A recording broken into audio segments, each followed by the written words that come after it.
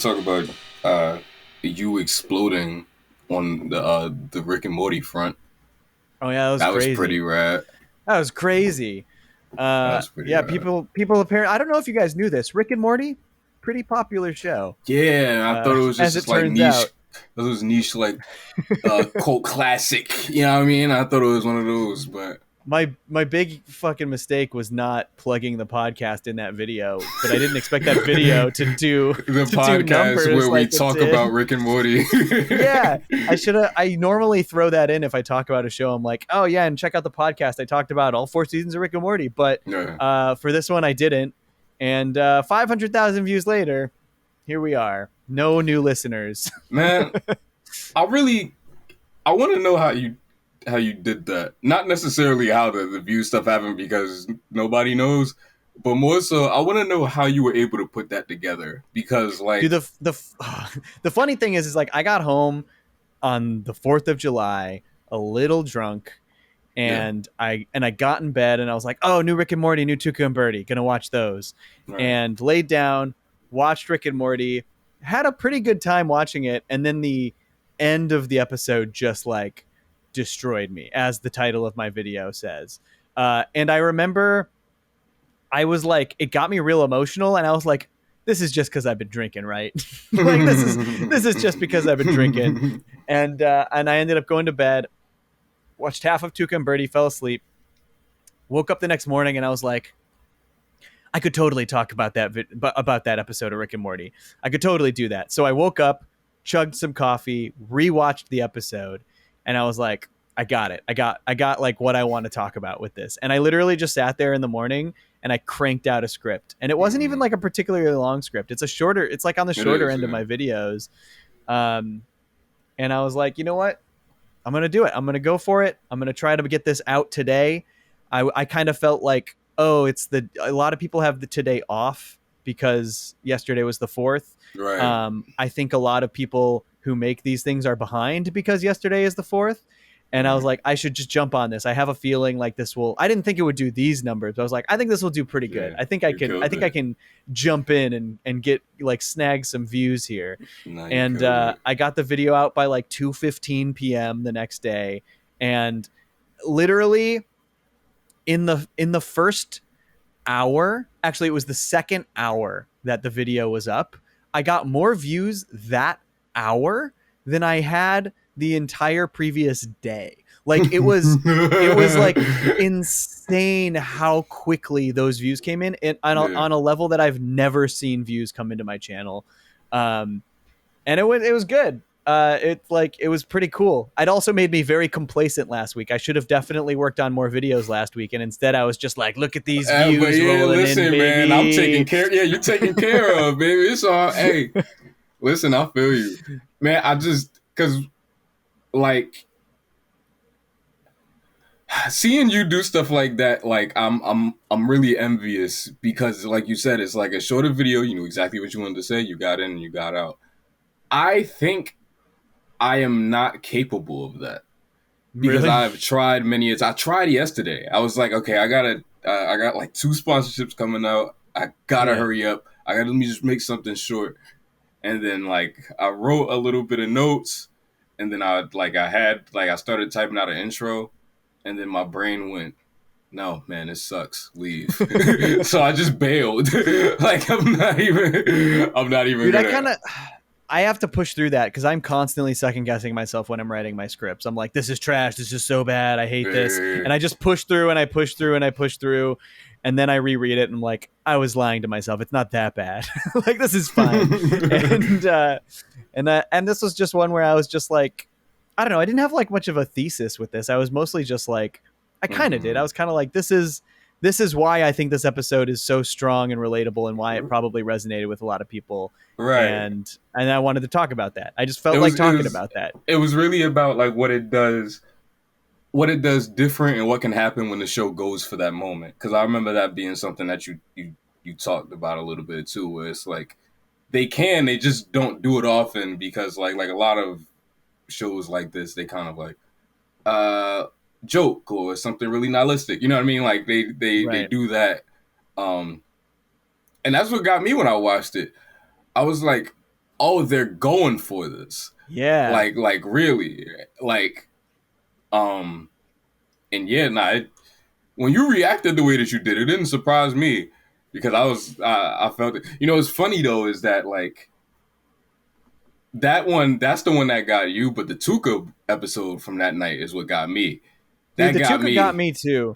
That got I me, I boy. actually I watched that episode. I've watched that episode 3 or 4 times now. Like I I want to see it literally again so bad. it's so good, dude. I want It's to see it so again. so so good. Um and I kind of I'm trying to figure out how to like Tuca and Birdie is a show that I adore so much, and every episode I've loved so far this season, and Yeah, me too. I just don't know how to write a script about it right now. Like I'm trying to hone in on like what I would focus on and talking about it, and I really want to because I think the show is the it's probably my favorite animated show that's airing right now, and B Damn, I actually think I it's agree. I can't think of even the Me like neither. the Fox shows, like between Rick and Yeah, Morty, like Archer, like I think Tuca and Birdie right now is my favorite animated show. I think And that's what I get excited for. me Like too. that's why I'm like oh shit, Tuca tonight. Like you know what I mean? Like Yeah, I get like that. Uh, Kind of sucks because we're recording this when Rick and Morty's on right now, and then we're gonna be I mid know they're episode both when Tuca on. starts. But yeah, like yeah, I agree. You know what's funny though about that though is that like it took me 3 times to like Tuca and Birdie. I actively tried to like Tuca and Birdie. The first and the second time I watched it, I couldn't like get with it because it was so loud, and I've heard a like, lot of people say yeah. that. And I remember just being like, just slow down, just hold on, give me a second. But then the third time, it clicked, and I think it clicked because like I embraced it. Like I was Right. like, all right, I There's know nothing this is like gonna it. be nuts. And I think that's what made it difficult for me before is that there isn't a Right. single um adult cartoon that's like that in that way. There's like really bonkers and nuts adult cartoons, like you got like your South Parks and like your Drawn Togethers or whatever, like stuff that's just like, fam, what the like, you know what I mean? Like, Yeah. but Tuca and Birdie is weird because it's really weird, but it's also really sweet, and like they like it's like, and everything is pretty wholesome. Like it's so it's, and it was. I don't know. It was a lot to take in the first 2 times, but the third time it clicked, and then I finished it, and then they started talking Yeah. about some really really dope shit, and they started doing some They really get dope shit with the real. characters, and I was like, oh yeah, this the one. But this season though is nuts. It's Every so good. episode, I every can't episode. wait to talk about that show on this podcast.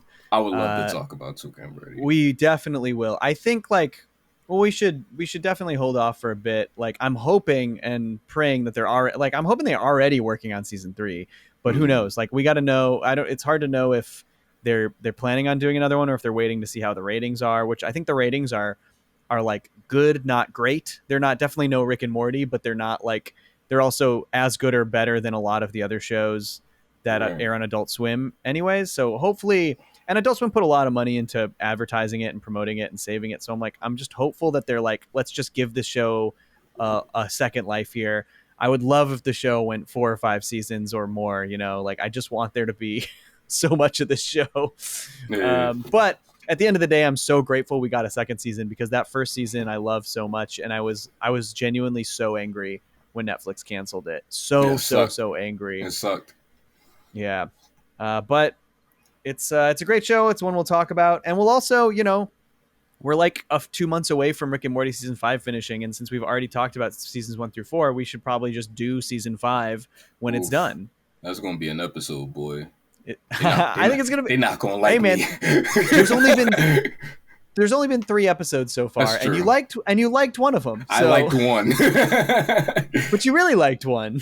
Yeah, I did really Yeah, like one. Like yeah, it wasn't like a oh, okay. It was like a oh nah yeah okay. I really it's really good. yeah. I am, and I'm very eager to talk about it and see what the show has done by the end of the season. Because those first 2 I like fine, and the third one I was like, oh, this is Rick and Morty that I like. Like this is the Rick and Mm-hmm. Morty that I like. So we'll see. Who knows? It's we'll see what the future brings us. And if hopefully not, if Tuca and Birdie doesn't get a third season, which hopefully it does, then we'll just immediately I'll just want to talk about that. I want to talk about the show and how unfair it is that it didn't get renewed again. But hopefully it gets a third season and we'll talk about it next year, or something like that. I would want to give it its flowers. We could do that thing that we always do where we say, all right, we're going to talk about the Family Guy movie. Here's why you should watch Family Guy, even though it's problematic. Okay. And now we'll talk about the movie 45 minutes later. That's what the Tuca and Birdie episode is going to be. It's going to be like, all right, we're going to talk about Tuca and Birdie. Man, it's fucked up that they don't make any more of this. And then 50 minutes later, sorry, okay, episode 1. I think they'll give it another season, and I'm hopeful that it'll like really find its audience.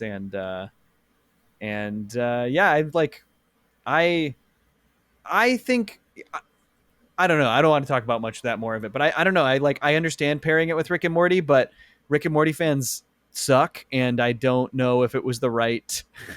I know you want to give it the best chance to get the most eyeballs on it, but also Rick and Morty fans are negative assholes and they suck. And I've already seen so much negativity from them about Tuca and Birdie, which bums me out because frankly, Tuca and Birdie season 2 is a lot better than Rick and Morty season 5. So, Tuca and Birdie ain't hurting nobody.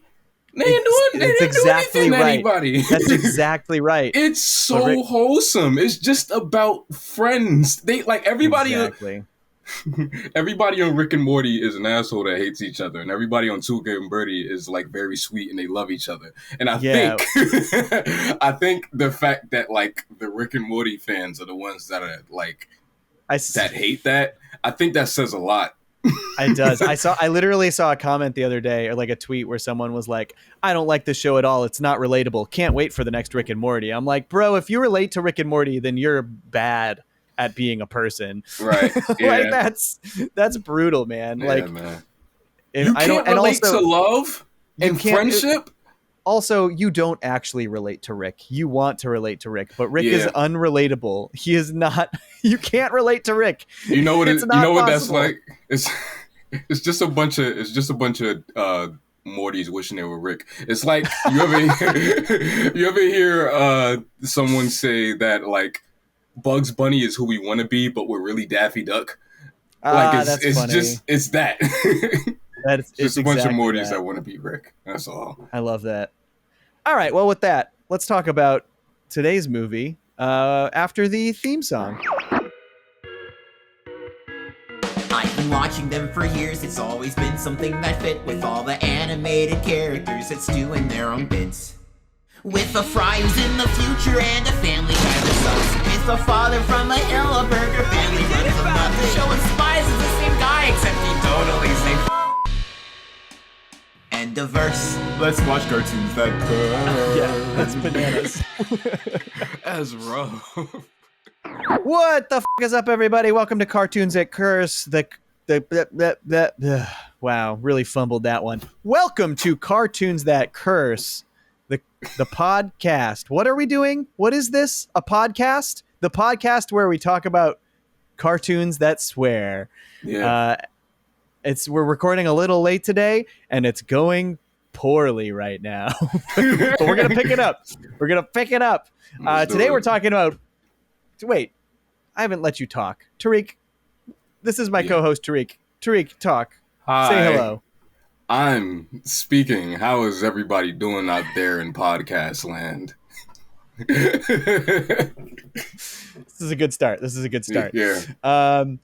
Today we're talking about Beavis and Butthead Do America. Ever heard of it? It's a movie about Beavis and Butthead, in which they do indeed do America. They do America. Yeah. As you may know, we've been talking about movies the last few weeks. Our movies generally based on animated series. We did South Park, Big Alarming Uncut, Simpsons movie, Stewie Griffin, The Untold Story, and now Beavis and Butthead Do America. And I fucking enjoyed the shit out of Beavis and Butthead Do America. Okay, so I think I said it on the last episode, but I've never seen this film before. This is my first time watching this. This is your first time? Yeah, it's my first time watching this film. Oh, man. Amazing. And it fucking rocks. This movie is so fun. Like, it's relentlessly funny. I love just the escalating dilemma of it. Like, it's like it starts you and it's like, oh, somebody stole their TV. They just want to watch TV. And they just get into all of this shit. And it keeps going. And everybody takes them so seriously. Right. And everything is a misunderstanding. And even like, I think what's genius is even like at the end, they don't even like Beavis and Butthead don't even like react when like the closest thing to a reaction is that at one point when Beavis comes down from like that really wild high he has, he's like, wait, what's going on? Like, and that's it. Like, other than that, they don't care. One of the it's kind of weirdly, this is a weird comparison, but this movie has like almost a Forrest Gump thing going for it, where these two characters just fail their way into all of these situations. Like, and granted, they're like making a lot of the situations worse, unlike Forrest Gump, but like it feels like they just continue to succeed in certain ways through their incompetence. You know what I mean? Like it's very interesting, and we'll talk about that soon because there's a lot I want to talk about with the main characters and like how this movie works and just like why this movie is so different and the show is so different than a lot of the adult animated series we talked about. But I want to talk about Beavis and Butthead and the production of this movie first, because there's some like weird shit that you probably don't know. Yeah, I know nothing. So first of all, the craziest thing is they started developing a movie for Beavis and Butthead in 1993, which is the year the first season of Beavis and Butthead came out. They started developing it immediately. Wow. Beavis and Butthead started. It is, exactly. Okay. It's very similar. And it was also Viacom, you know, it was on MTV. So like, it makes sense that happened to both Beavis and Butthead and South Park. But they basically got a show because Mike Judge made two shorts. One of them was called Frog Baseball. It's just two black and white Beavis and Butthead shorts. And it's just these two idiots doing stuff. And they got this show. They conceptualized this whole thing of them watching MTV and like commenting on the music videos and all that. And then doing the little skits in between. But get this, the original movie was planned to be live action. They were initially planning to do it live action, and this was as early as the mid-90s, like early to mid-90s. And the initial idea for casting was David Spade as Beavis and Adam Sandler as Butthead, which is pretty funny in my opinion. But that just is bonkers to me. That they would even I don't know how you do this movie live action. But the other weird thing is that Mike Judge is the one who kind of was continually like, no, we're not doing that. We're not doing that. It was all like the execs at MTV who were like, we want to do a live action movie. Or maybe it was the execs at whatever movie studio they had access to. But eventually, you know what? I think it was initially Universal. And once the rights went to Paramount, really? Okay. That's when it changed from live action to like, okay, we're just going to do a real Beavis and Butthead movie. Okay. But even more weirdly, for some reason in the last 10 years, Mike Judge has kind of softened on the idea of a live action Beavis and Butthead. Like he initially was so against it. And now he's kind of like, we could probably do it, which is so strange to me, but I expect it will never happen because now the show is getting revived for 2 seasons and another movie. They're doing another movie on Paramount Plus, which I'm very excited for. Very excited for more Beavis and Butthead. Yeah. And the show had a weird life cycle. It like ran for 7 seasons initially, ending with the movie and then one final season. And it ended in like 97, 98. And then in 2011, they revived it for one more season, which is a really funny season of Beavis and Butthead. It's really good. And then it only lasted 1 year and it was over. And then 10 more years went by and they were like, well, we're going to bring it back again. 2-season pickup, Comedy Central. Jeez. And allegedly it's coming out later this year. It's supposed to come out this year. Jeez. So we'll see how that goes. But Beavis and Butthead is a weird show. It's a very Gen X show. It's like it's like punk rock television. I don't know if I think I maybe said this last week or another week, but it's totally the show that is like, fuck you, Dad, I'm watching Beavis and Butthead. Yeah. There's a lot of that energy. Totally. And I think it's really funny. I think it's a really funny show. But one of the things I was thinking about so intensely while watching this movie is how freaking weird it is to be able to follow a movie so cohesively and enjoyably, where the two main characters have close to no real personality traits other than that they're dumb, horny teenagers. Like, they really don't have any personality or anything relatable about them in their characterizations. Yeah, I guess not. But it's funny. Yeah, I think that's what's so funny about it, is that I'm like character analysis the human being. You know what I mean? Like, that's just kind of that's my job. That's just what I do. I didn't think about any of that once. I just couldn't stop thinking about, what are they doing? Like, what? Right. And it was really funny. Like, I wasn't worried about motivations or how the characters think about each other or anything like that. I didn't care. It was just a blast. And to a degree, I think it doesn't matter with these characters. Right. Like, you kind of know all their motivations. One is to get their TV back, and two is to get laid. That's pretty much all of it. Yeah. That's all of it. That's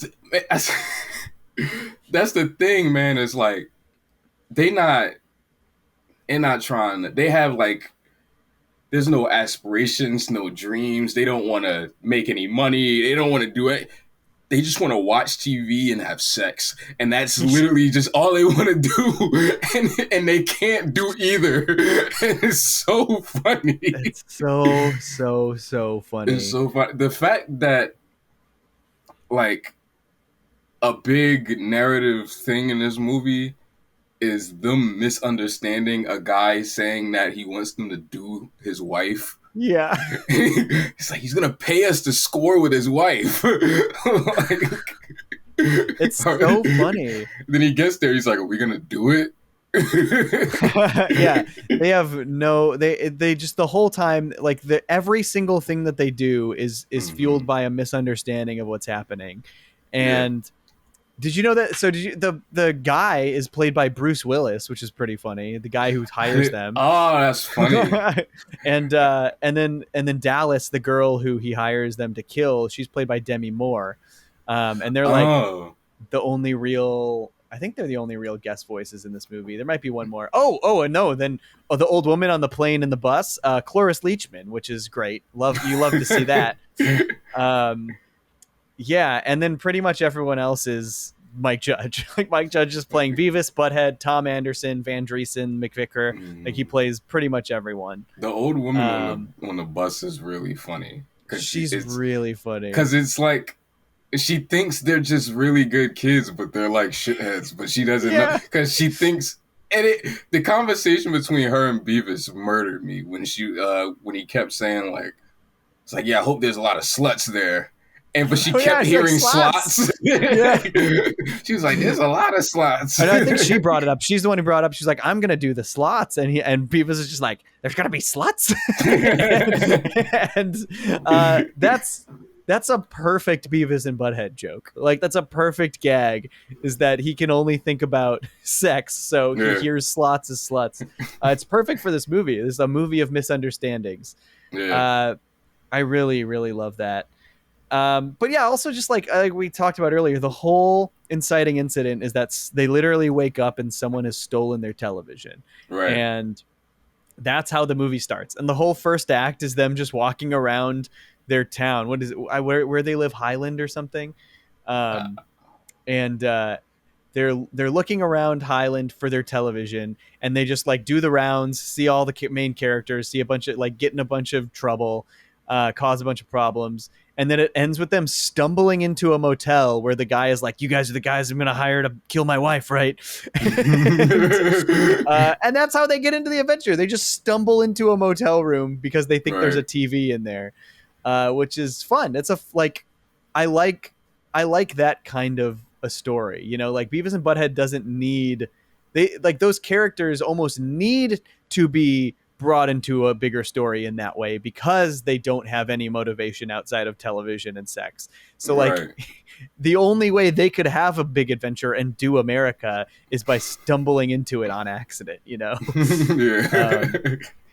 Yeah, Wait, it's really funny. So the way, so okay, I thought when I first was watching this movie, I thought that the title Beavis and Butthead Do America is because they think that they're about to go do Buddy's wife. So I think you think is that the thought I think process? that's part of it. I think that's Okay. part of it. Yeah. Yeah. I mean, I think it's also because like the whole show just took place in their hometown, and then they're mostly in their house, and so like Right. this movie is them traveling around the whole country and seeing all these different sites and getting into a lot of different problems around the country. Although there's plenty more places they could go. They could do America again for this sequel when they make this sequel. So Yeah. yeah, it's really funny though. Like even though the characters are like so stupid and have no real depth, they're so funny. They're so Hilarious. funny. We talked about this, but when they get to my favorite sequence I got two favorite sequences. I think that we're gonna have the same two favorite sequences. The one I was thinking of though is when they get to the casino, and there's the song Roller Coaster is playing, and it's just so much energy in that scene. And it's them like walking around the casino, staring at like the statue with the boobs, and then my favorite shot. There's a few shots in there, but like them on the dance floor. First of all, them dancing on the dance floor is so funny. Like their dances are so dumb and so really funny. And then they do this incredible shot where the camera rotates around them. They do like the Beauty and the Beast shot, but it's fucking Beavis and Butthead. Yes, and it goes all the way dancing. Up. And you see the disco ball. Yeah, it's really rad. Because there's two instances in this movie where it switches to digital animation, and that's one of them. Mm-hmm. Because like the lines are thicker. So there's that, and then there's the desert trip. Right. Yes. Yeah. Which is also fucking amazing. We'll talk about that at some point. Yeah. Or we can talk about it now. Oh man, that scene fried my brain. Dude, it's crazy. It's a crazy scene. I was not well when I saw that the first time. I wasn't well at all, man. I actually just watched it. I finished the movie just a couple hours ago, and it like I forgot about that sequence. It fucking blew my mind. And apparently that whole animated sequence, if you're not familiar, caught up with us, there's a sequence where they're walking through the desert and they both almost die, and their life flashes before their eyes, and then all of a sudden they just start tripping balls, basically, and it is one of the craziest, trippiest, wildest animation sequences I've ever seen. I was reading about who animated it. He's a guy who's been animating on a bunch of shows ever since. But apparently, it was all he was inspired by Rob Zombie's like imagery, which makes a lot of sense when watching it. Like feels pretty Rob Zombie. But it's a guy named Chris Prynoski, who has animated on Metalocalypse, and Motor City and Mega XLR and Big Mouth and tons of stuff. Last Airbender. He did the animated episodes of Community, Venture Bros, good stuff, a bunch of good stuff. But he was in charge of animating that sequence. He directed just that sequence, and it rules. That sequence is so fucking crazy. It's really good. Yeah. Man, while we're on it, I think this movie is gorgeous. Like, me too. I love the way that this looks. I love the because it was shot on film, so I love that already. Right. I love like the colors are a little muted, just a little bit, and it still looks like the show, but it feels massive somehow. Yes. And I don't know how they did it, but the entire movie feels. If I saw this in a theater, I'd probably cry. Like it. Right. I wish I had seen it in the theater. I love the way that this movie looks, and even though I mean, like, I guess objectively, right? Like, if you're talking like technicals and stuff, it doesn't look better than a Simpsons movie. But I think this is my favorite looking movie we've talked about. I like how this looks better. And I was actually Yeah, just I I love just it. do. I like when it still feels tactile. You know what I mean? For lack of a better word. Mm, Like the Simpsons movie looks really good, but it feels so clean. You know what I mean? yes. And this doesn't. And I love that. I love that it Hmm. feels like it was drawn. Like I can see that it was Yeah, drawn, you know? and it's like, and it's all about the way that they go about it, right? Beavis and Butthead is animated in a different way than I've seen a lot of other shows animated, where it's like, so usually, right, in cell animation, what you'll do is you'll draw the character, but you'll draw them without their mouth, so you can place the mouth shapes over top, and like, so you don't have to keep drawing the character over. With Beavis and Butthead, they just draw the character over again Right. They because just keep they doing it. jitter every time their Right. mouth moves, and it's so fascinating to watch, and it makes them feel alive. Man. And I love it. I love it. Like, even just watching this movie, like, I couldn't get enough of like how it looked, and like the designs. The designs are just like, you can tell Mike Judge was like, okay, let me relax when he got the King of the Hill. But here it's just kind of like, Right. they look like, everybody looks like a sketch you would do in the margins of a composition book. Right. Um, Totally. and that's because that's one of the things I like about regular shows. That regular shows kind of like that, right?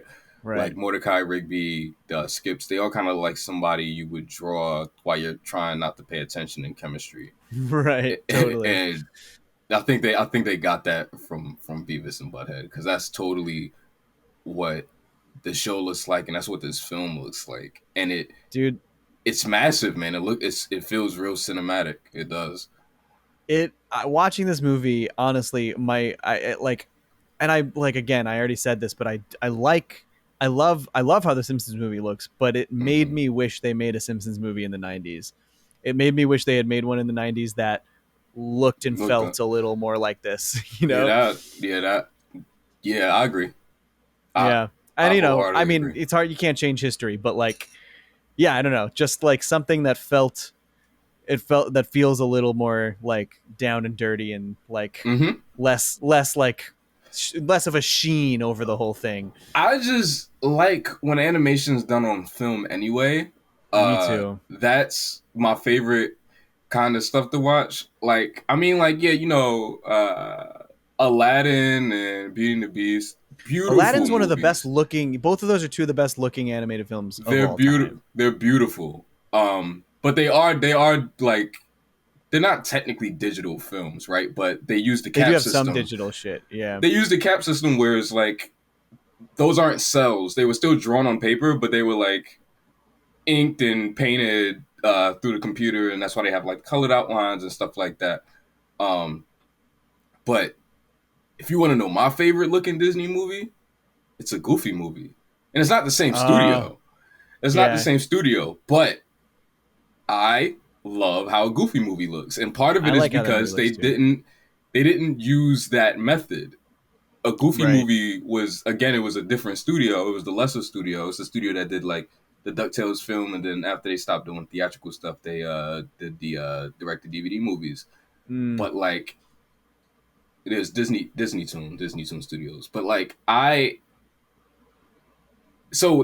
didn't have like those resources, so it had to be done on cells, and like it had to be shot on camera, and I love it. Like, it looks so good, and that's the emotion I got when watching this movie. Is like, because I love how King of the Hill looks before it switches to digital. I love how King of the Hill looks Yeah. afterwards, but I love how it looks But before. before, I even like season And 1 where the character models are weird. Like I love how that show looks. yeah, and that's what I was getting at. I was getting that, and I'm like, oh, so this is exactly what I love about how King of the Hill looks, but it's in Yeah. fucking widescreen. And like, Yeah. I was like, man, I'm having from the very first shot with all of the people running. My brain instantly went, oh, this is gorgeous. Yeah. Like, and it's so sloppy, but I love that. I love it's it. honestly, of all the things we've watched, it's one of my favorite. It's maybe my favorite looking thing of all the stuff we've watched on the podcast so I far. agree. I agree. It's so it's just great. It's so great. It actually also made me excited, even though obviously we're not going to get a nice widescreen HD version, but it made me excited to go back and watch Beavis and Butthead and maybe cover that on the pod. In fact, thanks to people who commented after we threw the question out last week, I ordered a bootleg DVD of the full series, complete with music videos. I'm very excited to get that and start watching through some Beavis and Butthead, which is such a dumb show, but I'm very excited about it. You brought up King of the Hill. I wanted to bring this up. Tom Anderson is obviously proto Hank Hill. Absolutely. That's what he is in this show. And you get a lot of people being like, he's basically a Hank Hill, but there's one very clear thing in this movie that indicates that Tom Anderson is not Hank Hill. He is not Hank Hill. And that is that on his Winnebago trailer, he uses a butane tank of gas. Oh, I didn't, because I saw the tank, but I didn't know what it was. Okay, all right. He said it was butane. He mentioned butane. And I was like, this Hank Hill. It's not him, baby. According to Hank Hill, butane is a bastard gas. So, so put the theories to rest. They're not the same person, unless I don't know what possibly would have happened to make Hank turn his back on propane or ever use butane beforehand. So, but funny character regardless. Like, I'm glad that he used that same characterization sort of for Hank Hill. Hank Hill's better, but like Tom Anderson is such a fun foil to Beavis and Butthead, and it actually, thinking about it right now, it kind of captures a lot of the same thing that King of the Hill captures, which is Hank's generational divide between him and his son in King of the Hill is so.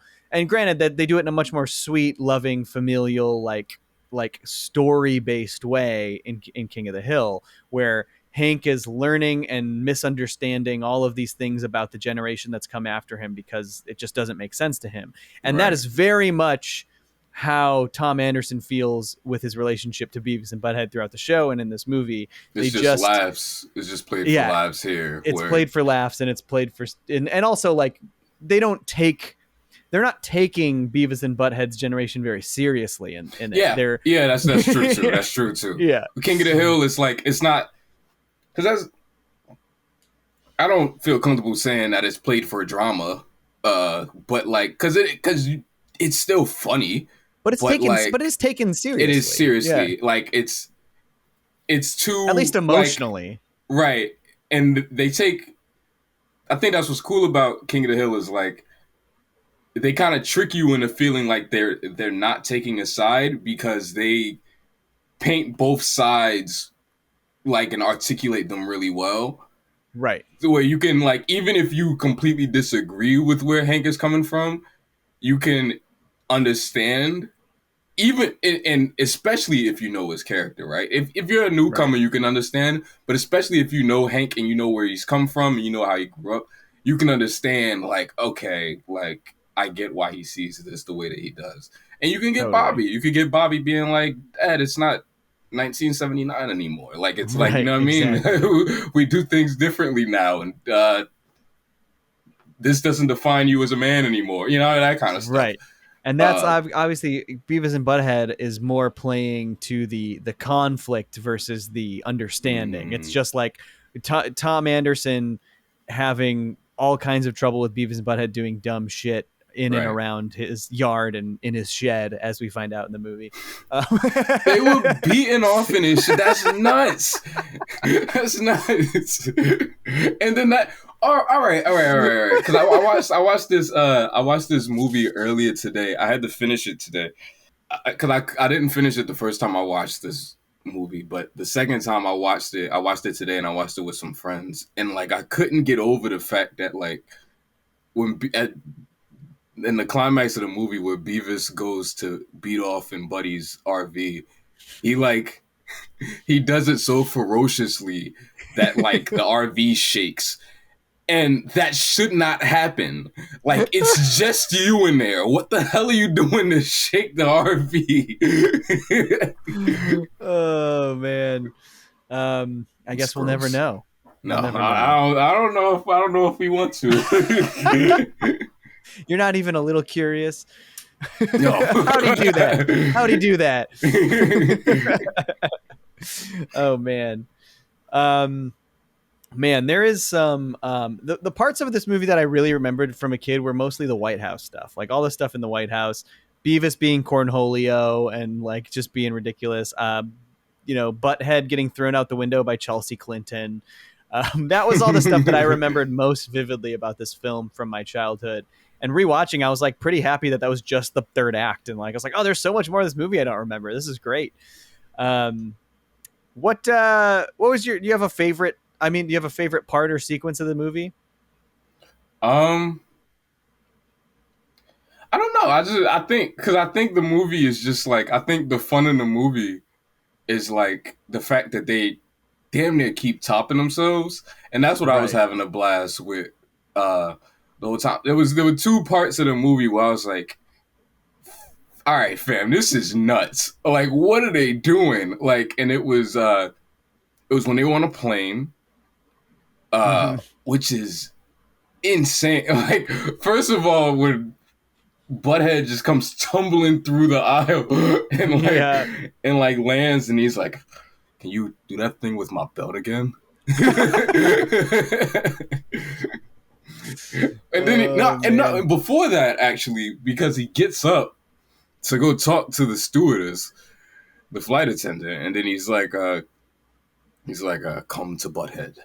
Yeah, come to Butthead. Come to Butthead. So creepy. It's so gross. I liked their dream in the beginning too. I love it. I think he says it there too. Yeah, their kaiju Beavis and Butthead dream. That's what when Beavis comes out, he says, "Cut it out! I'm trying to score." So there's that scene that I think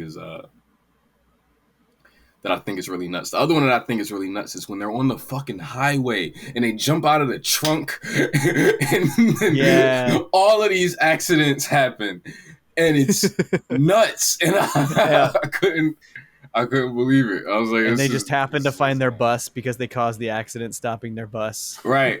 And again, animated really well. Yeah. Like, especially, I think the part that like, because I saw that part twice. And both times it made me go, whoa. I think it was Butthead, when Butthead tumbles out. Because his part is nuts. Because his is like the rest of the accident.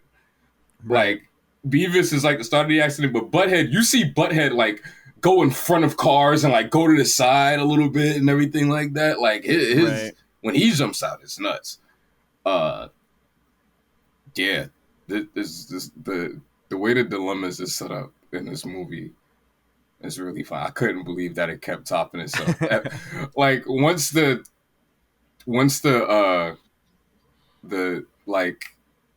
stuff about them thinking that they're gonna go like have sex with like this dude's wife, once that stuff was over, I was like, all right, is the movie gonna slow down for me? But nah, it was still it kept going, because I just thought that was so funny. I thought that was really, really funny. And then the fact that the whole crux of the movie too is that like they are unwittingly carrying this like important government device, like this important government weapon device that and that they are oblivious to it literally the entire movie. They never realize that was the case. No. Which is perfect. Like they should never realize that. I think it's got me thinking, like, I hope for the second movie, whatever it is, like, I hope they do the same thing. Like, I can't imagine I would love that any kind of Beavis and Butthead big story where they are really understanding and cognizant of, like, what is truly happening. So I hope they tap into that same energy and that same vibe for the characters in the next movie that they do. And I hope it's good. I'm really excited. I'm really excited for another Beavis and Butthead movie. This is really the only way you could do something like this with these kind of characters, and they pull it off so what? Like I got Right. like like when we said we were gonna do it, I didn't not think this was gonna be a good movie. I did. I did think I was gonna have a good time, but Right. nah, It's such a I good love movie. this. It's I really such a really good love movie. this. Yeah. Uh, Yeah. It's like I didn't expect it to be like I was kind of like, yeah, we'll cover Beavis and Butthead, but I didn't expect it to be like, oh, is this is like up there with almost my favorite of the four we've talked about. Like it's like really tight. mhm. It's like a really tight race between Yeah, South Park, Beavis, and Simpsons for me. And like they're yeah. like I love them all for such different reasons. Mhm. Uh Maybe it was because this was such a fresh like experience and I'd only seen it when I was really Yeah. young that I was just like, man, this just feels like I had seen the South Park and Simpsons movie so many times, and so watching this one, I was like, this feels so new and fresh and fun, even though Right. it's 20 years old and I've seen it seen Yeah, it because before. Yeah, like we talked about on the pod, like I love the Simpsons movie. I love the Simpsons movie a lot. However, I did feel like because I rewatched it for the first time in a couple years, like a couple weeks before we agreed to do it on the pod. hmm So that was my rewatch, and then we did it again on the pod. So I watched it again, and then like I remember kind of feeling like, damn, I think I might have like in my adult years, I think I might have played the Simpsons movie out. Like as a kid, I hmm didn't. I watched it all the time, but like as an adult, I'm like, oh, I've seen this twice this year, and I think this might be right. enough for this year. You know what I mean? Like I Yeah, think that might be enough here. even watching it, I would have been. That was the first time I watched that movie in years, and I enjoyed it. I truly enjoyed it. A lot of the stuff I enjoyed about it when I was a kid, I still enjoyed. But I remember, I think it moved down in my head a little bit. Like I think Mhm. it was a little better in my memory than it was upon rewatch. And that's not to say I disliked it because I truly do like that movie a lot. Um, Mhm. Whereas the South Park movie, weirdly, just South Park movie, I just like more every time I It's watch it. it's just it's so funny, and it's like frustratingly good because of Yeah, because of like all the things that are good about that movie are the things that like you wouldn't expect to be good about that movie, and that's what makes that movie really rad. Like right, you don't expect to come out and say, "Oh yeah, the best thing about it was the music." Like you don't expect to say that, but right. it's really fucking good music. It's really Um, good music. and who did the score for this? Whoever did it did a That's a really good really good question. job. I forgot. I forgot to Uh, look into that. cause I John love I Frizzle. love the score. It's a guy named John Um, Frizzle who did the scores for. He's basically Mike Judge's guy. It looks like he okay. um, did his movie. So he did Beavis and Butthead Do American Office Space. Have you seen Office Space? Mm-mm. Office Space is a really good movie. Yeah. If you like this and you like Mike Judge, you should watch Office Space. Office Space is really funny. It looks like he also did all the music for King of the Hill as well. So Okay. there's that. He's done a bunch of other movies. I Still Know What You Did Last Summer, Alien Resurrection, the fourth Alien movie, 13 Ghosts, Ghost Ship, Dante's Peak, The Reaping, Gods and Generals. You know what? And you know what he's doing right now? What are you doing? A current running show that you really like that we'll probably talk about in this pod at some point. He's doing Tuga and Birdie. Nah, Oh, Duncanville. I love Duncanville. Yeah, he's doing Okay, that's pretty Duncanville. rad. You know what I found out? Was that yesterday? It might have been yesterday. You know what I found out yesterday? As you know, Hans Zimmer did the Simpsons movie. Simpsons movie. But I found out that they called them again to do the longest daycare. Huh. That Maggie short. I didn't know that he does that too. You know what Uh, was kind of weird to me that I meant to bring up on our Simpsons episode and didn't. Hans Zimmer did a great job. Obviously, great choice to do the score for the Simpsons movie. But mhm. it's weird that they didn't ask Danny Elfman, who composed the theme song. Yeah, they kind of just that's how the show was though, right? Like they had Danny do the theme, And and then then they Alf just Clausen, never right? called them again. Yeah, like they Yeah. just never called them again. Like I don't It know. is pretty weird, but it also feels like you know, and I'm sure, you know, the crazy thing is I'm sure Danny Elfman has made so much money on that song over his career, but Absolutely. it almost would have felt right to be like, oh, he did the theme song, and since has become a very big, like, Mm-hmm. well, I guess he was already kind of becoming a big movie composer already, but yeah, it's just surprising. And he also weirdly, like, Danny Elfman feels like he fits a Simpsons movie. You know what I mean? Right. Granted, Hans Zimmer did a great job, and he made it feel big and epic and like large scale, and I think he did a great job. But I was just surprised Danny Elfman wasn't the guy. Yeah. Yeah, I never thought about it like that, but yeah. Yeah.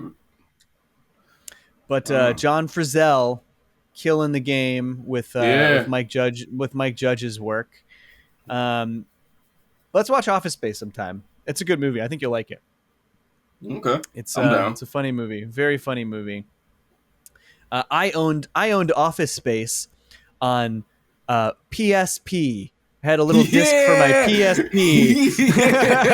Now we're talking. Hey, you know what I had on PSP? I had What?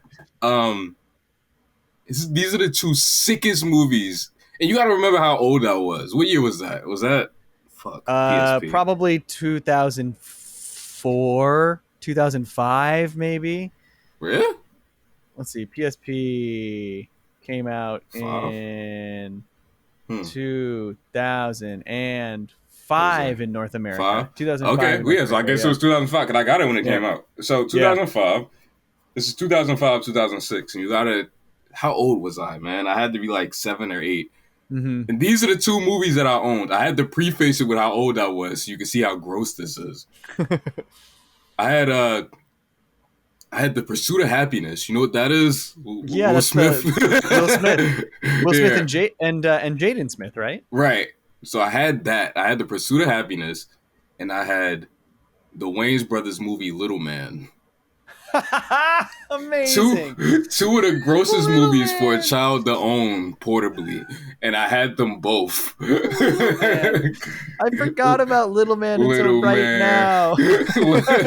Little Man probably sucks. I don't think I ever saw it. But seen it now I want a lot. I've seen Little Man a lot because I had it on PSP, and it probably sucks. The Pursuit of Happiness doesn't suck, though. I still like The Pursuit of Happiness a lot. Dude, also, Jaden Smith has given some good performances, man. And he's not really an actor. He doesn't really do much acting anymore, but he is really good in that. And then you know what else? He's really good in The Karate Kid. It's not like, oh, he's good for his...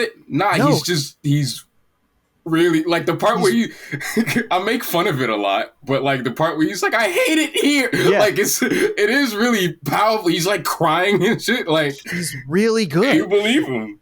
I saw that with Mikey. Mikey and I went to see The Karate Kid in the theater when it came out, and we both kind of went in thinking like, this probably won't be too great, and we walked out really enjoying it. We were like, that was a good movie. Movie How do you guys feel about the fact that they don't do karate? I feel like it's not a thing I care about personally, but it seems to be a thing other people care about. I did think it was funny and kind of weird that this is the Karate Kid, but he's not gonna do karate. Like it's they just needed that IP. Yeah. But not only was Jaden great, Jaden was great, and Jackie Chan, incredible in that movie. He's so good, so good. Both give incredible emotional performances. Absolutely. I got to rewatch that movie. Karate Kid, good remake, very good remake. Liked it a lot. Anyways, how do we get onto that? Fuck, how did we do that?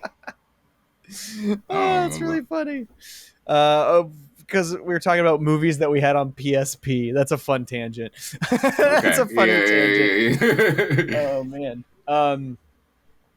Anyways, so Beavis and Butthead Do America. Very funny, stupid movie. I love the ending when they like save the day, quote unquote, and they meet the president. They meet Bill Clinton. Very funny Bill Clinton impression. Right. And Bill Clinton is just like heralding them as like a real like like real heroes and like a tribute or a basically just saying like you really represent your generation well, and they have no idea what's happening in that scene. They have no idea whatsoever. It's so funny to me, and it kind of feels like a dig at their generation, like of like getting the president to be like, you are a credit to your generation, Right here. and it's Beavis and Butthead. It's so funny to me. Man, what other parts of this movie were fun to talk about? I do like the reveal of the fact that like the two guys that were supposed to do the hit were the guys that stole the TV. Yes, And they that's a revealed funny that reveal. really early. Yep. And I thought that was rad. And then the fact that the movie ends with them finding the TV exactly where it was left, because it's so shitty that nobody picks it up. I was like, oh, this is like the best way you could and then they fucking, all right, so they fucking walk into the sunset, which is like, I remember watching, you remember when like VH1 would do those like, I love this decade, like I love the 90s. Yeah. I love the 80s. I remember it. Like, yeah. So I used to watch those as a kid when they would air, because they would air all the time, and like they would be reran and stuff like that. And the one in the 90s you can't do a 90s one without talking about Beavis and Butthead. So they do. Right. Now that I'm thinking about it, I don't think I remember them talking about Simpsons. But anyway, I'll have to rewatch those things. You know what? You know why they probably were able to talk so much about Beavis and Butthead is because I'm pretty sure VH1 is also Viacom. It is. You're absolutely right. So they probably didn't have to deal with getting the rights to talk about Simpsons on their show. Yeah. But they did spend a little time on Beavis and Butthead. And I just remember the segment ending with a shot of them walking into the sunset. And I never knew where it was from. And now when I saw the film, I was like, oh, this just transported me to 15 years ago. and I finally know where this comes from. Thank you. I love that. Beavis and Butthead, for doing America. I appreciate it. I loved when they went to the Hoover Dam and like just wandered into the area where they're controlling everything. But my favorite thing is when they're like looking at all the TVs, like, look at all these TVs, and then he's just like, it's just all of this is water shows or something like that. He's like talking about everything on TV is just water channels. I thought you were gonna say where they were like, we're in Washington. She's like, no, we're at the Hoover Dam. You said, we're in Washington.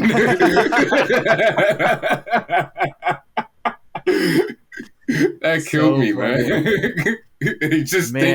And then she told them that they were at the Hoover Dam, and then they pressed her, and then she just kind of like let them have it. And then like later when like they were like, wait, why are we getting back on a bus? We're in Washington. And she's like, no, we're at the Hoover Dam. She repeats herself. From Washington, yeah. Yeah, she's like, we're a long way from Washington. Yeah. And then they're like, oh, okay. So it's like, you heard her the second time, but the first time you weren't buying it. There are so many fun, tiny, small scenes that are just like entertaining as hell. Like I loved why they got left behind by that bus was because Butthead was so fascinated by the automatic flushing urinals. Yeah. That is so stupid, but such a perfectly Beavis and Butthead idea. Like, oh, if he's never seen those before, of course he would be obsessed with that. That's so stupid.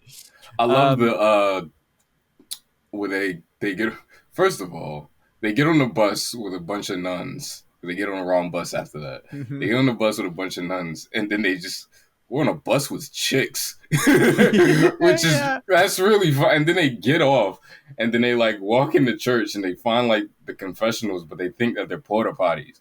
And he's like, I gotta take a dump. And they go inside, and then like they like listen to the guy's testimony. The guy's like, I had sex with another woman. He's like, was she naked? Did you see her boobs? Like, what? And then Beavis is just making Buddy just Beavis is just making Buddy like hit himself and like smack himself and shit. Right. And then when they come out, they get struck by lightning. And that's so funny. I forgot about that. That was such an interesting move. It was like, oh damn, this movie very much believes in God, apparently. Yeah. The wrath of God. Yeah. The wrath of God got Beavis and Butthead. I think that that's the perfect icing for that scene. You know what I mean? Right. It still would have been great. I don't want to say it's the icing. I want to say it's the cherry. You know what I mean? It's a little dab. Because they could have not did that. And it still would have been like really, really funny. Just the concept of like Buddy walking in and he's like, I gotta take a dump. Like, what the fuck? Like but like the fact that like they cap it off with the with the lightning is so funny. I love that. It completes. Yeah, that's great. And then I also love that the nuns willingly leave them behind. They're like, we do not want to deal with these kids anymore. And they just leave them on purpose. That's so funny.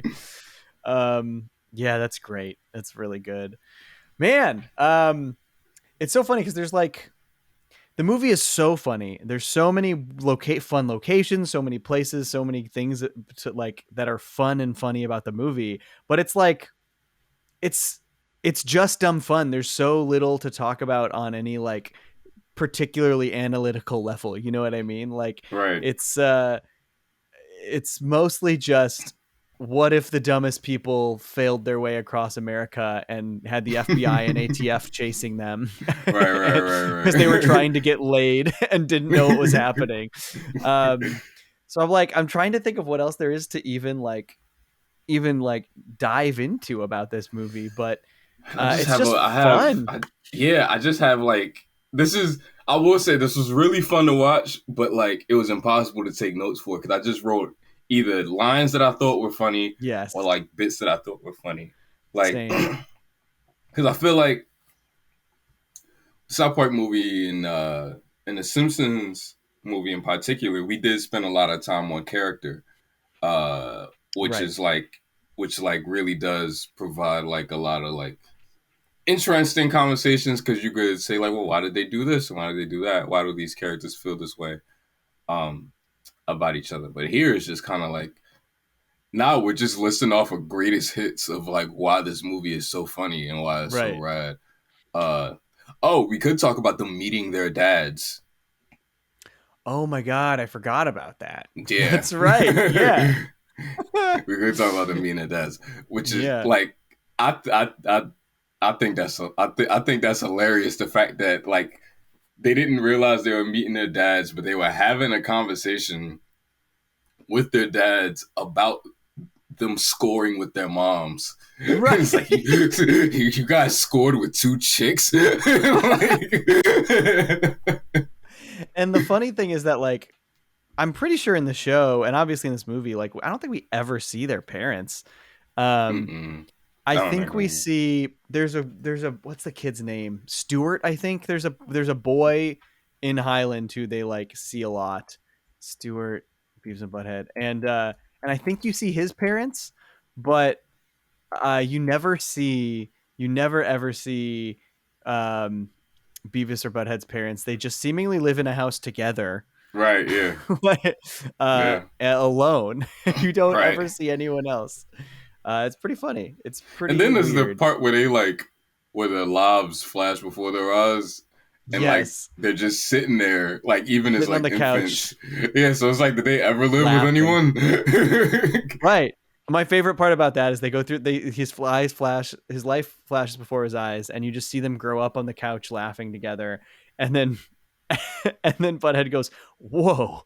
My life was cool." like that was a good life to him. If he had died, he would have been like, I had a good life. That's how Butthead felt about that. It's so funny to me.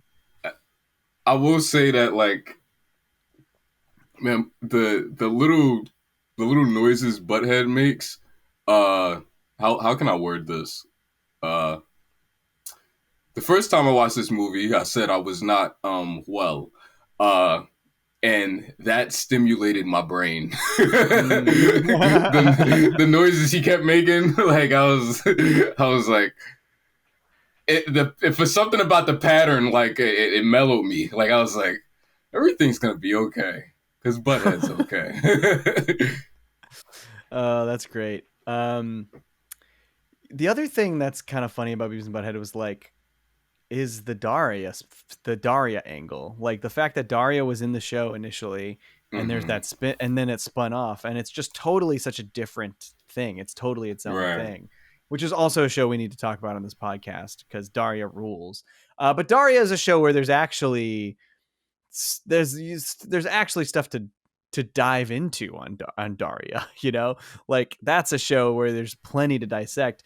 I'm excited to talk about Beavis and Butthead on this podcast, but it's going to be weird because like those episodes I think are going to fly by because we're basically just going to be talking about how dumb and funny our favorite things about it are. Like Right. what is there to really dissect about Beavis and Butthead's characterizations, you know? Yeah, yeah, yeah. But that's okay. Like that's fun. I think that's going to be a good time to just talk about, you know, them hitting frogs with baseball bats and beating off in sheds. You know, it's going to be stupid as hell. And I'm so curious what this revival will be like. I felt like the revival in 2011 was maybe it got a little more story focused, I think.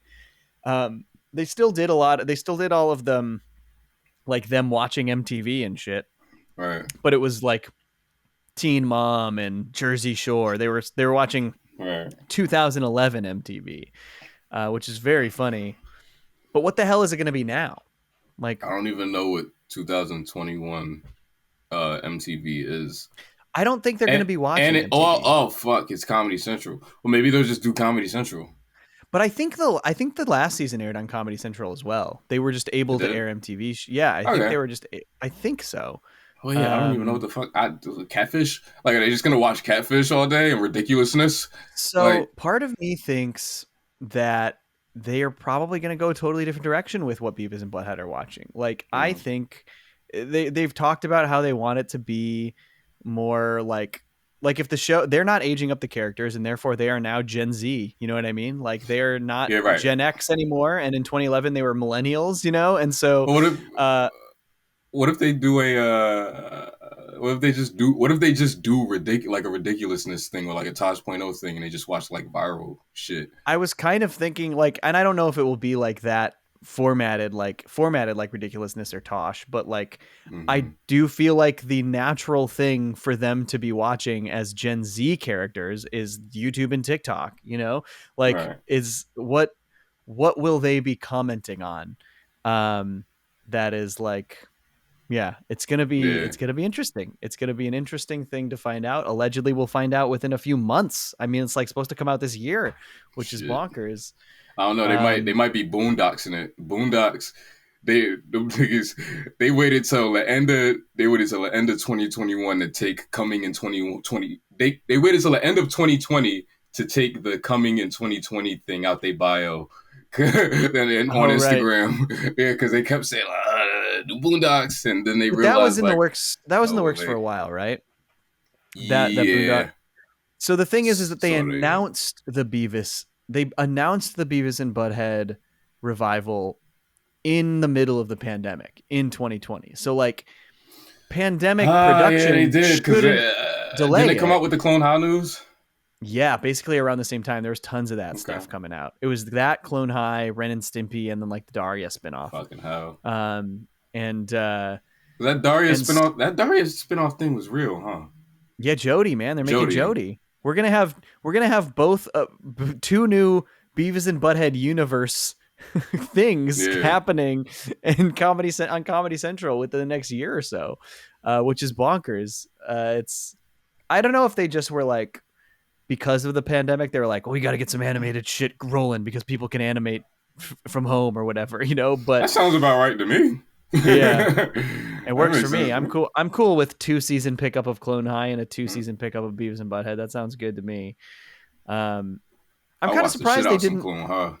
I'm kind of surprised they didn't just do a full-on Daria reboot, though. You know, like I mean, a spinoff is cool. I think Jody will be a cool show, but that's kind of surprising that that's the one they're like, let's spin off Daria. You know, yeah, which is in itself a spinoff. I know, right.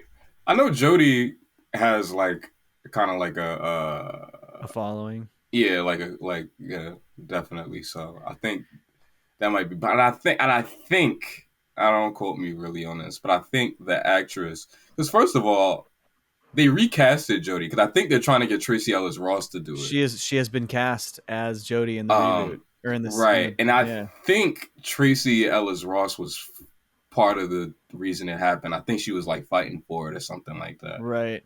Um, but yeah, that spinoff of a spinoff thing is really interesting. It reminds me of Norman Lear and how there's All in the Family, and then there's like Maude, and there's the Jeffersons, and then Right. there's Good Times comes from Maude, like, Right. and There's so many off of that. Yeah. it just keeps going. Crazy. You just don't see it much with animated stuff. Mm-mm. Yeah, that's true. Actually, And it's also I can't think interesting of the because time of like I mean, I guess this was the case back then too, but like I feel like the Cleveland show spun off from Family Guy, and that's like a more a closer equivalent from because it's animated and the time period is closer, right? So that feels, but that was very much a like the people who make Family Guy want to make a Cleveland show. They want to that. do a Mm, Cleveland focused show, whereas this was someone from someone wanted to do something with the character Daria and spun it off, and Mike Judge didn't have anything, was not involved in the production or creation of Daria, right? right. Which is interesting. It's like, and so like, and I don't Yeah. know who's doing is Grace Edwards doing, or sorry, Grace Edwards is Jody. doing Jody, who was she a writer? Was she like, who is, was she involved in the other show? I Mm-hmm. don't know. Because Daria was created by Glenn Eichler and Susie Lewis Lynn, who, Mm-hmm. how did that even happen? Were they So on Beavis and maybe Butthead? maybe this is another thing like that, right? Maybe this is somebody like how those two saw Daria and said we want to do something with this one. Right, Maybe this is someone who saw Jody and was like, I feel like Jody didn't get as much to do as I feel like she deserved to on Daria. So let right, me, you know what I mean, let me step in and try to do it. It's interesting that it keeps happening with the with like just that like pocket of characters, but shit, I ain't right. mad at it. I think it'd be cool if that kind of shit happened more often. Because like in like Yeah, I don't know, Cleveland show Family Guy, right? Like you, you know if you actually watch both shows and like get out of the mindset of, oh, this is just Black Family Guy. If you watch both, you'll realize, oh, they tell stories different, they tell jokes mm-hmm. different, there's different characterization. Like these are different shows Right, in every sense. Like even in the art, like there's Cleveland show characters that would stand out like a sore thumb if they were in the background in Family Guy. You know what I right, mean? Like they are different shows. However, they aren't starkly different. Like Daria and Beavis and Butthead are like on two different ends of, like, you can't compare the shows. You right. can compare Cleveland Show and Family Guy. They're different, but Yeah, you can compare them. But you yeah. can't compare Daria and Daria and Beavis and Beavis. Butthead are so different. Right. And I Um, think that kind of stuff should happen more often. I think that like if you yeah, were to spin off an animated show, just fucking do something, like yeah, dude. Like do Cheers and something Frasier else. are Yeah. have pretty different vibes. You know what I mean? Like Yeah, yeah, that's yeah, a pretty good example of a spin-off feeling a lot different than the original. But it's still not even as drastic as the Beavis and Butthead to Daria uh, yeah. Right. turn.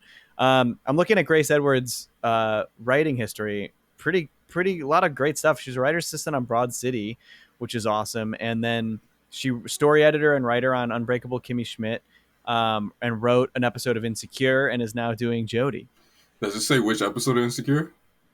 Low key trying. I think that's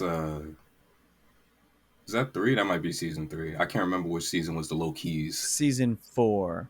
4. Fuck, they took my 4. insecure card. Fuck.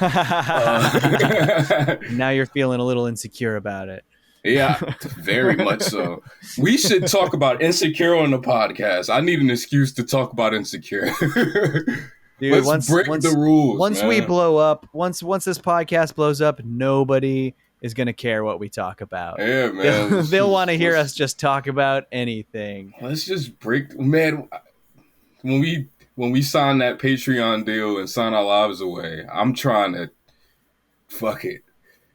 Shows that curse. Fucking shows that swear. Like, shows that swear. That should be. I mean, I feel like with the Patreon stuff, we can talk about whatever we want, right? I think we should stick to the cartoons that curse. But if we do a Patreon where we're making bonus content, we'll talk about whatever we want and whatever people want to hear. We're gonna do Drunk Shrek, man. I can't fucking wait to do Drunk Shrek. I can't start that soon. I love getting drunk for my job. Like, that is some of the best things that I've been gifted with the chance to do with this career path that I've chosen. Because I've done it a couple of times on Sketch the Rhyme. Pretty unprovoked. Like, some days I'll just text the chat and I'll just say drunk pod with a question mark. And whoever got drinks, got drinks. Whoever don't. But I got them. Hell yeah. Dude, I definitely want to do that. I'm excited to talk about Shrek. I'm excited to drink. We never really drunk and talked before, have we? I don't think so. I don't think so either. Every time I've been intoxicated, I don't think you've been around, because I got really drunk one night when Keeks was trying to show all of us Jack Stone Wants to Be Famous. And I had a blast. I think we watched the Lifetime movie after that. Hell yeah. That's a fun combo. Man, well, do you have much more to say about Beavis and Butthead Do America? What else do we got here? All I have written down are a couple quotes, man. Right. I can read them off. Yeah, read your quotes. Let's talk about them. Let's talk about your quotes. When they went to the dam, and then he says, "Is this a goddamn?" I thought that was funny. And at the end, where they like save the day, and Butthead goes, "Does anyone want to see my unit?" I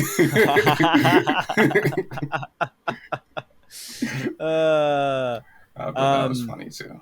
That's good stuff. This movie, they're such dumb characters and they're so fun.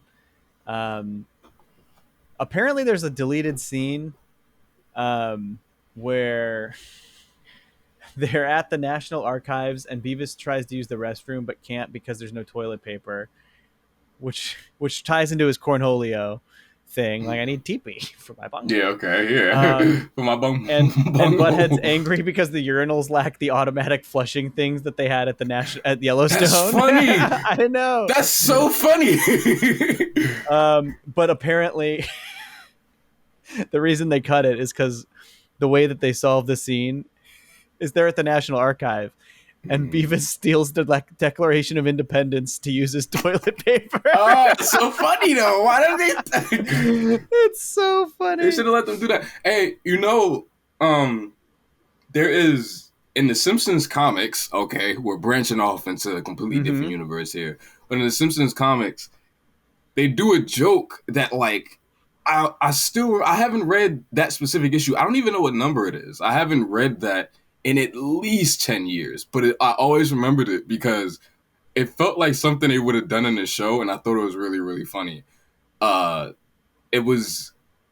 don't have, like, Lisa was really upset about the options at school for, like, the lunch, and there wasn't really, like, healthy options, anything like that. And then she was venting about it at the dinner table, and Homer says, "No vegetarian options? That's unconstitutional." And Lisa says, "Dad, no, it's not." He says, "Okay, well, it is now." And he goes in a closet and pulls out the Constitution and he starts writing on it. And it like there's a panel of Lisa like hyperventilating. Like she's like, no, you can't do that. That's super funny. Why did Homer have the Constitution? I have no idea, but I thought I never forgot it because I thought that was really funny. Like I was like, this is something that's on par with that joke in The Date of Violence died. Cause I remember because I was talking to Bree about it recently, where Bart says, "Dad, can I have $1,000?" He just fucking pulls his wallet out. He starts to be a snake. What for? He just has it in his wallet. Good stuff. Can't wait to talk about The Simpsons. Got to say that every time we talk about The Simpsons. Right. It's going to be great. We got at least 10 more years of content to talk about on this podcast. So buckle up. Buckle up. There's also apparently a alternate scene that they did because this came out in '96 and that was when Bill Clinton was running for re-election against Bob Dole, and so they did an alternate version of the scene where Butthead goes into Chelsea Clinton's room. Mm-hmm. And the only difference was going to be that she was going to be packing to leave the White House, not just making her bed. Yeah, and apparently Judge called that early though. He's like he didn't think he said early on. He's like, oh, I didn't think he didn't think Bill Clinton was going to lose, so they just went with the other one. And they were right. That's pretty smart though. I like that. Yeah. That's smart. That's kind of, it's got South Park vibes with their ill-fated attempts to predict some of these presidential elections. Right, yeah. Oh, man. Well, I don't know. I don't have much else to say about Beavis and Butthead Do America. How about you? Me, neither. But it was really fun, and it was really hilarious. Fun. I love it so much that I like, honestly, talking about it, I kind of want to put it on again and just watch some of the sequences again, or maybe the whole thing again. It's really funny. But very good movie, very fun movie, really good looking movie. And there's not movies like this. Like there's not movies like this that are just so dumb and fun. They're just nonstop dumb fun and not much in terms of characters to deal with. Right. On any substantial level, but a good time, a good watch, probably a great drunk watch. Yeah, gotta be. Yeah, it has to be. I would imagine. I wouldn't see it any other way. Oh man, we're still figuring out what we're gonna do next week. We know we want to get back to Archer. We've got to get back to Archer, but I'm going out of town briefly for a wedding, and so this week we don't. And Tariq's busy on Wednesday, which means we have to record in a new episode in like 2 days. And that means we really have to figure it out. So what we're going to try to do, I think, we'll let you guys know. You're probably going to see after this episode, you're probably going to see the Bender's Big Score episode that we did months ago. And we might then try to parlay that into just finishing up the Futurama movies and then going back to Archer. And we're very sorry for all of the people who are desperate for more Archer. We're very excited to get back to Archer. Man, you've been reading them comments of people saying like, all right, I'm finally watching along with y'all, and then they're on like season 5 now. Like, I know. Sorry. Someone said they watched Archer twice, and we still haven't talked about Archer season 2. They said we watched Archer season 2 twice, and I feel so bad. I'm so sorry to whoever did that. I'm sorry. But I promise we're going to talk about Archer at some point. In fact, what we're going to do is like if we can get all this lined up and all of our stuff scheduled out properly, we're going to release a schedule for the first time of like officially here's what we're doing. We're going to be able to do it. We're going to get it done, and it'll likely be, there's a chance that it'll be next week, Bender's Big Score, and then we're back to Archer. But I think more likely and hopefully it will be Bender's Big Score, Beast with a Billion Backs, Bender's Game, Into the Wild Green Yonder, and then back into Archer. And that will allow us to get ahead of our schedule, get a bunch of episodes knocked out ahead of time, and have more time to watch through some of this Archer stuff and just get some of that stuff rolling.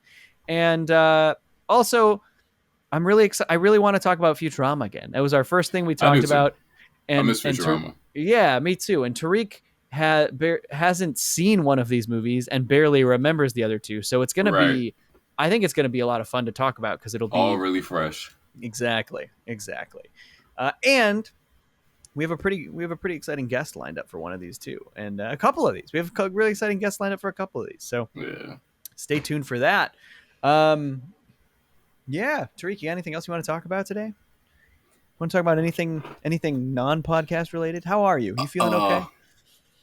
Oh man, are any of us feeling okay? You know, like really, like if you really think about just the landscape of what it means to be a human. And I'm sorry, I'm not gonna do this. Getting real existential. I'm not gonna do this bit. It's like, you ever see there's a Fresh Prince gag where they go on like a game show and Carlton, they ask him like a simple question. I think it's like a best friends game show or something like that. They ask him a simple question, I think, about Will. And then Carlton says, all right, well, before I answer this, let's back up and talk about this little thing called friendship. Well, and it's like, what the fuck are you doing? I love Carlton. What a good show. Let's talk about Fresh Prince. I love Fresh Prince, man. Yeah, I do too. This is going to turn into a podcast where we just talk about whatever we want. I hope so. You ever notice how like they have the kid he's like a baby for one season, and the next season he's like fucking 5. Yeah, he grew up really fast. Really fast. That's so funny.